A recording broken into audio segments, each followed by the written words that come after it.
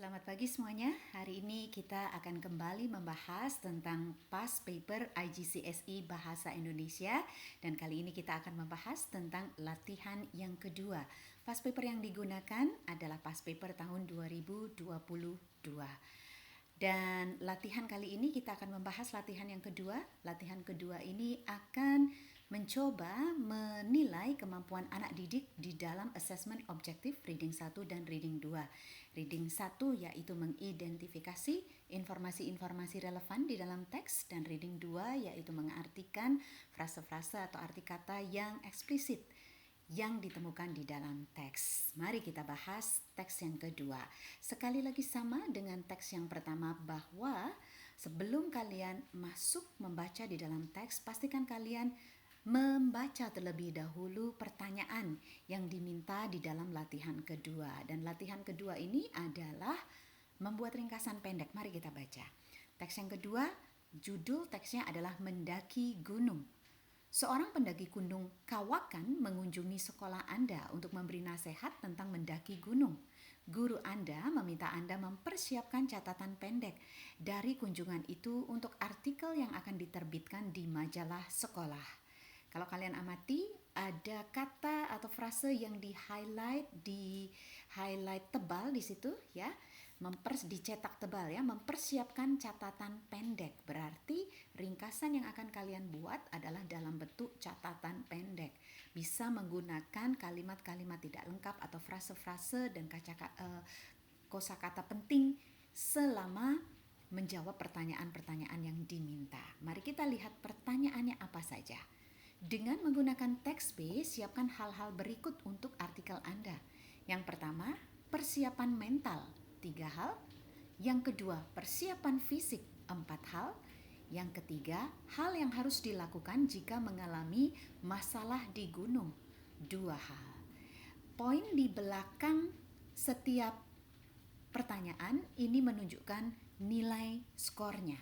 Jadi kalau kalian berhasil menjawab persiapan mental ketiganya tepat dan akurat, kalian berhak mendapatkan poin 3 dan seterusnya. Jadi total nilai dari latihan 2 ini adalah 9. Jumlahnya ada di bagian bawah ya, jumlahnya 9. Dapat dari mana? 3 ditambah 4 ditambah 2. Ya, sekali lagi kata kuncinya adalah mental, persiapan mental. Kedua adalah persiapan fisik, dan ketiga adalah masalah yang dihadapi saat mendaki gunung. Kemudian kunci yang kedua yang juga kita bahas di video sebelumnya adalah silahkan kalian menggarisbawahi, melingkari, memberi tanda teks-teks ya, informasi di dalam teks yang memiliki korelasi atau hubungan dengan pertanyaan yang diminta. Nanti saya akan tunjukkan seperti apa membuat catatan tersebut. Kemudian kembali lagi, pada saat kalian mengerjakan tugas, pastikan kalian menempatkan pertanyaan dan juga teks bacaan saling bersebelahan ya, supaya ini membantu kalian untuk konsentrasi. Kemudian ini teksnya ya, secara lengkap ada 50 baris. Mari kita baca, dan saya juga sudah akan menunjukkan untuk mempersingkat waktu catatan-catatan yang saya buat setelah saat membaca ya. Ingat, kata kuncinya adalah persiapan mental, persiapan fisik, dan masalah yang kemungkinan dihadapi oleh pendaki di gunung. Mari kita baca teksnya secara perlahan-lahan. Mendaki gunung. Berawal dari keprihatinannya terhadap makin banyaknya orang Indonesia yang mencoba aktivitas pendakian tanpa mempertimbangkan keamanan, Sunarwati, pendaki gunung perempuan pertama Indonesia yang berhasil menaklukkan puncak Everest, membagikan kiat-kiatnya berikut ini kepada mereka yang ingin naik gunung. Pertama, tentunya harus ada persiapan mental, kata Sunarwati. Mental ini penting supaya pendaki selalu tenang dalam menghadapi semua masalah. Misalnya jika tersesat, langkah pertama yang harus dilakukan adalah duduk dan menenangkan diri agar bisa berpikir dengan normal. Lalu bagaimana cara membangun mental itu? Yang pertama, ikutilah pendidikan dan pelatihan yang diadakan oleh organisasi pecinta alam. Pengalaman saya selama mengikuti pelatihan organisasi pencinta alam pada saat SMA dulu, kami dipaksa untuk mencapai batas kemampuan mental kita dengan cara melakukan aktivitas menantang di gunung. Ujar Sunarwati, fisik yang kuat tapi mentalnya lemah tidak akan berguna, katanya. Persiapan fisik yang biasa dilakukan Sunarwati termasuk lari atau jogging untuk melatih otot kaki. Dan yang penting melakukannya di medan yang cocok.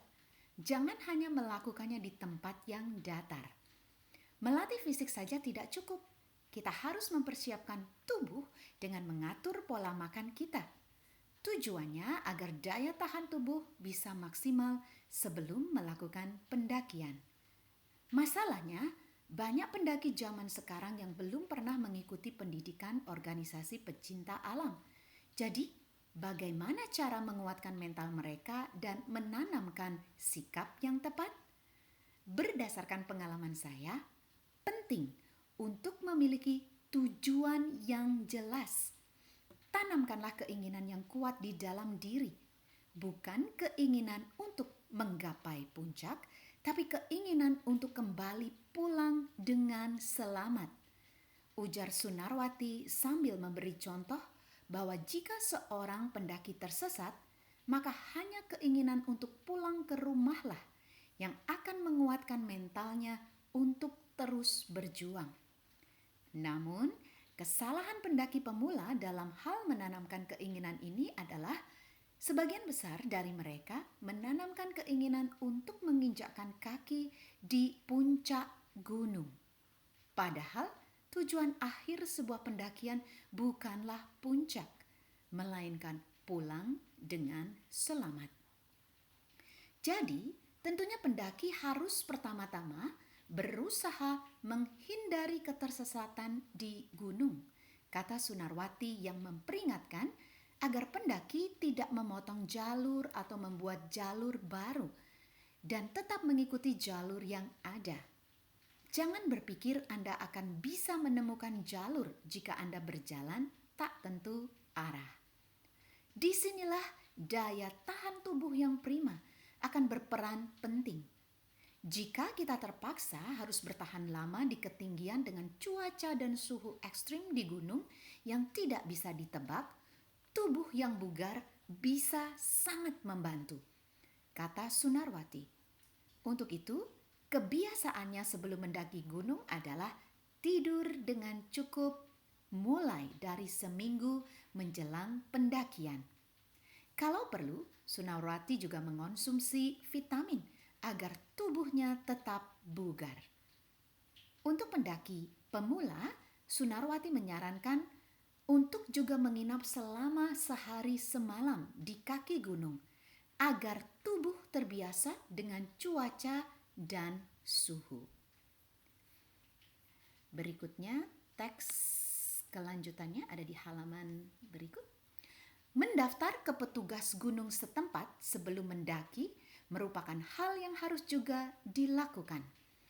Petugas gunung akan bisa memberikan jalur yang teraman untuk dilalui dan juga instruksi serta larangan yang harus dipatuhi pendaki.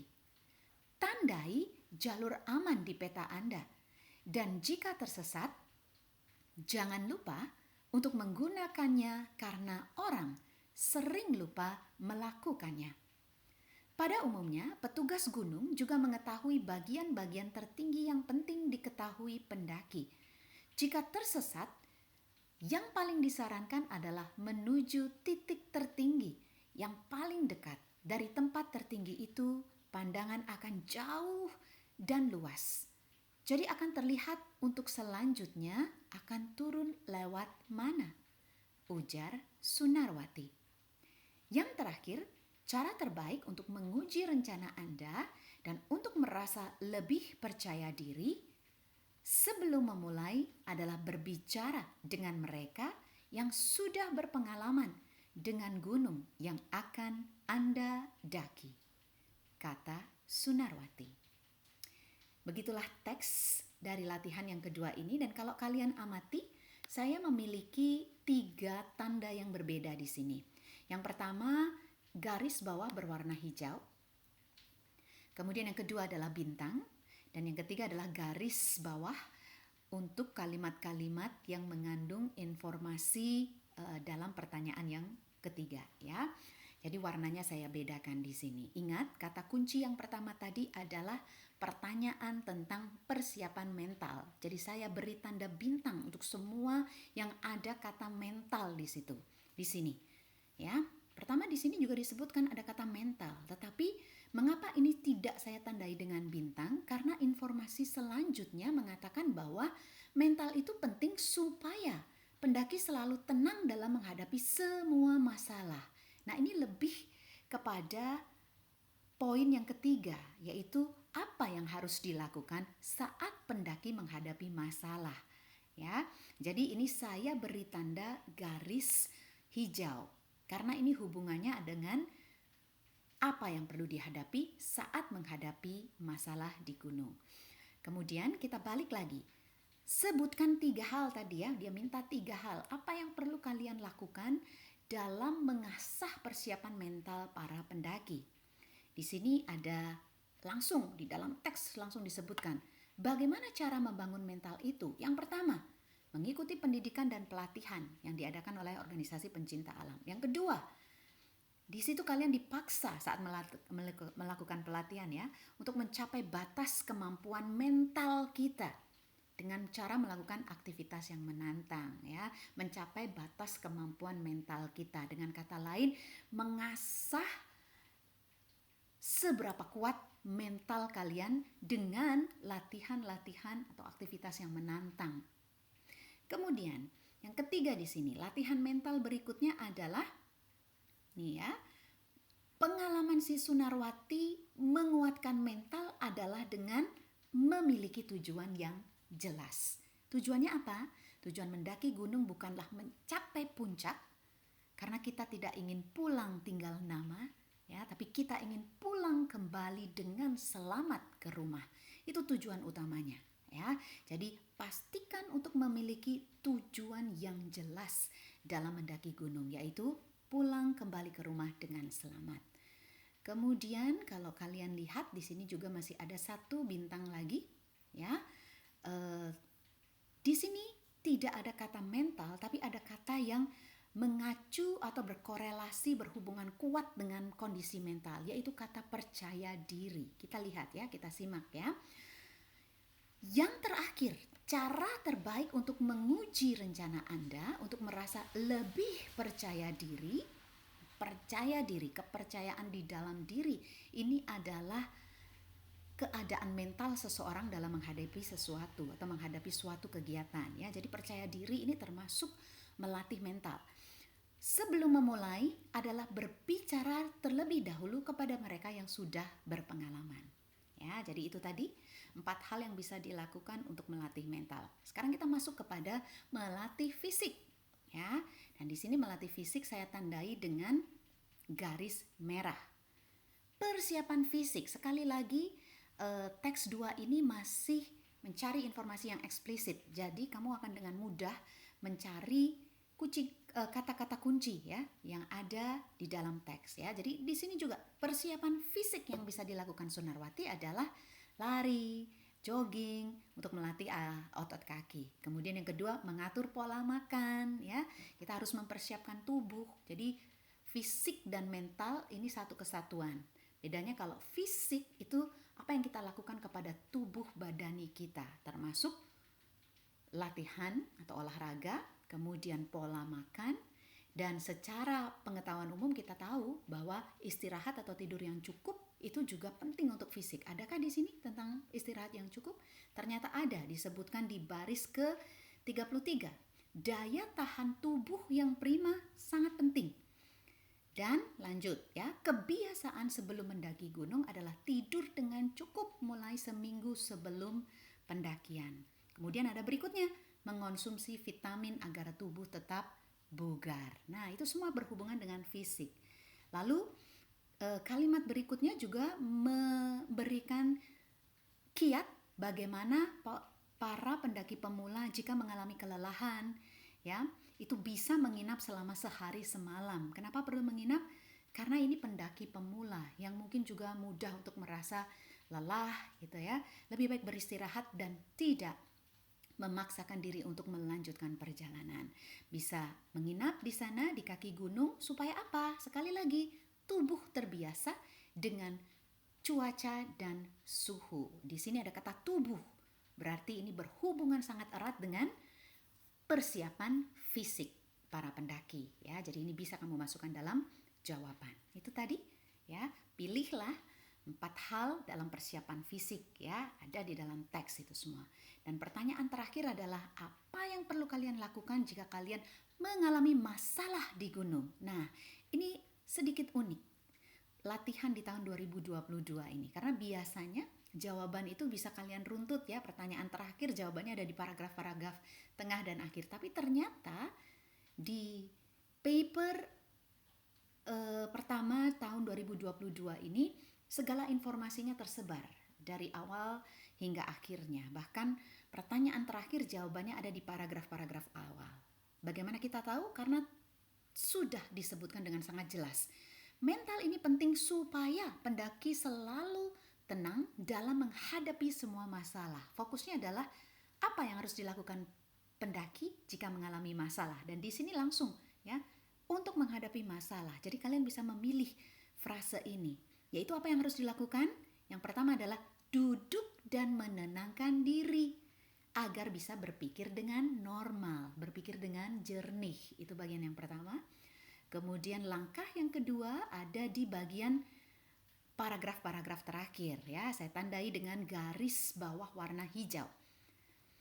Di sini disebutkan ya, jika mengalami masalah ya, kalian juga bisa menandai jalur aman di peta Anda. Dan jika tersesat, nah ini jika tersesat, karena tersesat ini adalah masalah utama bagi para pendaki. Jika tersesat, apa yang harus kamu lakukan? Jangan lupa untuk menggunakannya. Siapanya di sini? Menggunakan peta.